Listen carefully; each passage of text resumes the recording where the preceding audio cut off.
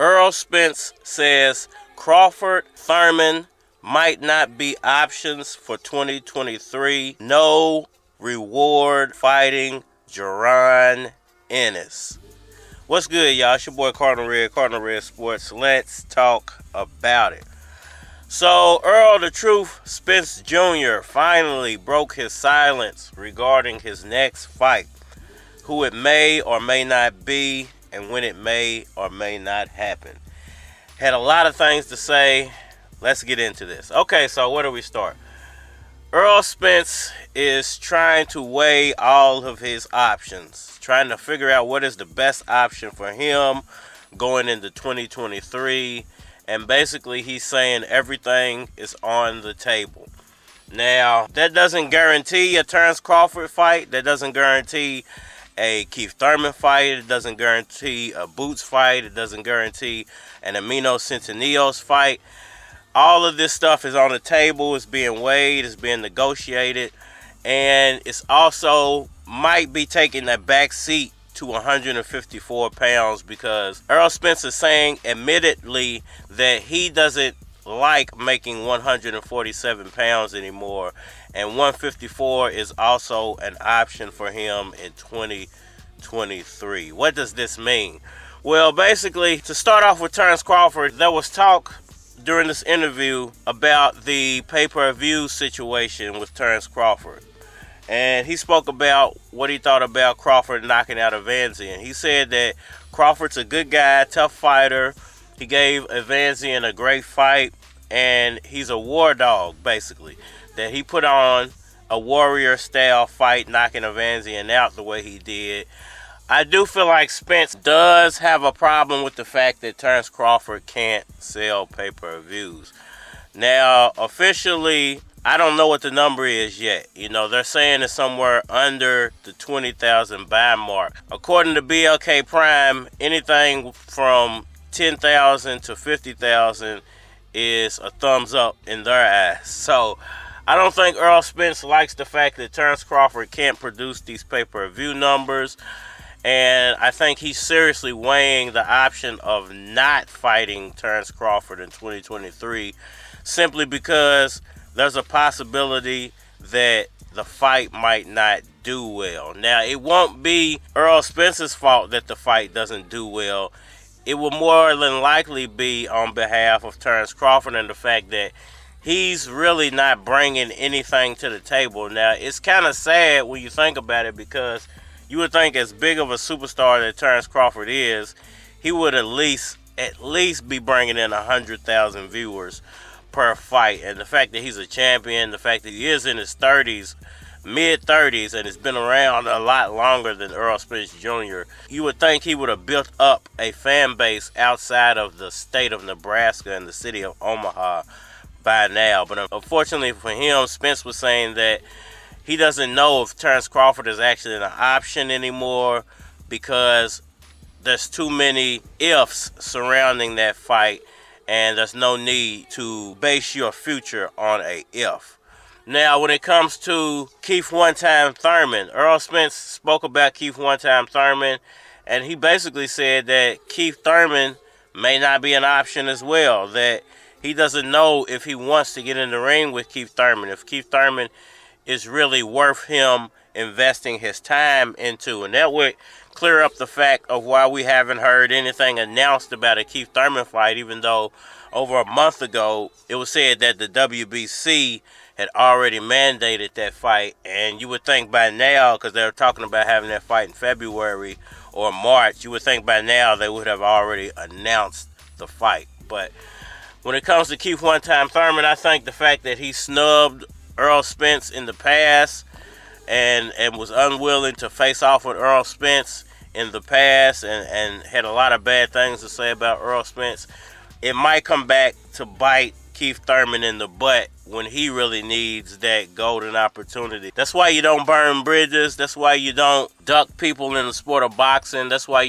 you take the best fights when they're available, because you don't know when it's going to come back around and you might be in the position of the person asking for the fight. So, you know, I'm not taking Keith Thurman completely off the table. I'm not saying that that's not going to be his next fight. What I'm saying is that Errol Spence is seriously not playing around here. He's seriously trying to pick the best option for himself. And I'm starting to think that 154 might be the best option. Now, that doesn't mean Errol Spence is going to drop all those titles. That might mean that Errol Spence wants to campaign at 154 for 1 or 2 fights. He'll hold on to his titles as long as he can. Of course, he'll be stripped of the WBC title. But I don't think that's as big of a deal as people are making it out to be. I do think that Errol Spence could circle the block and get that belt back. Maybe he just wants to go and take a couple of fights at 154 just to test it out. See if he likes carrying that weight a little bit better than he likes carrying 147. Now, he might go up there and realize, like, hey, I don't like carrying this weight. I want to go back down. I don't mind making the 147 in comparison to 154. We have to wait around and see what Errol Spence is going to choose as his best option when it comes to 147 versus 154. He has options, but what is the best option? And I want to close it out with Boots Ennis. He spoke about Jaron Boots Ennis and Vergil Ortiz, but to a lesser extent about Vergil Ortiz, because he just basically said that Eimantas Santonillos versus Vergil Ortiz is going to be a war of a fight, and both of those guys can throw gloves, and he doesn't know who he would pick out of that and to win, let alone who he would want to fight next. But when it comes to Boots Ennis, he said that Boots Ennis, there's no reward in fighting Boots. Boots is a tough guy. Boots can fight and Boots can box, because I know a lot of people like to say that boxers aren't fighters and fighters aren't boxers and brawlers aren't seasoned boxers and all this type of stuff. But he basically said that Boots can fight. He likes Boots. You know, Boots is a likable guy. Boots is a tough guy.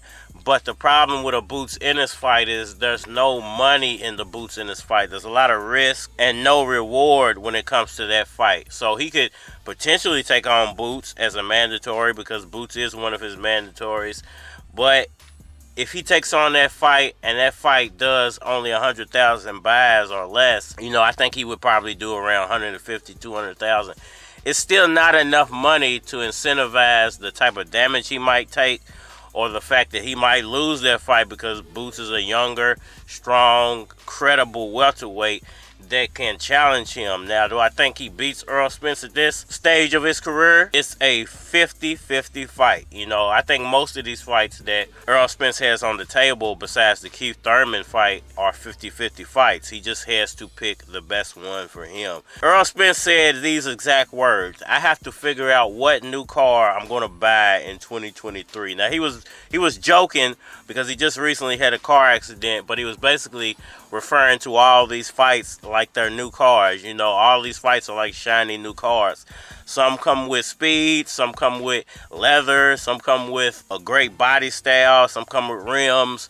But what is the most economical and what is the best option for him in 2023 is what he's trying to decide. So let's hope Spence picks the best new car, i.e. the best big fight for him and the fans in 2023. And let's hope we get a great fight out of Errol Spence Jr. next. Whether it's Thurman, Crawford, Boots, Vergil, or Eimantas Santonillos. Y'all let me know what y'all think about that down in the comment section below. Hit that like button for me.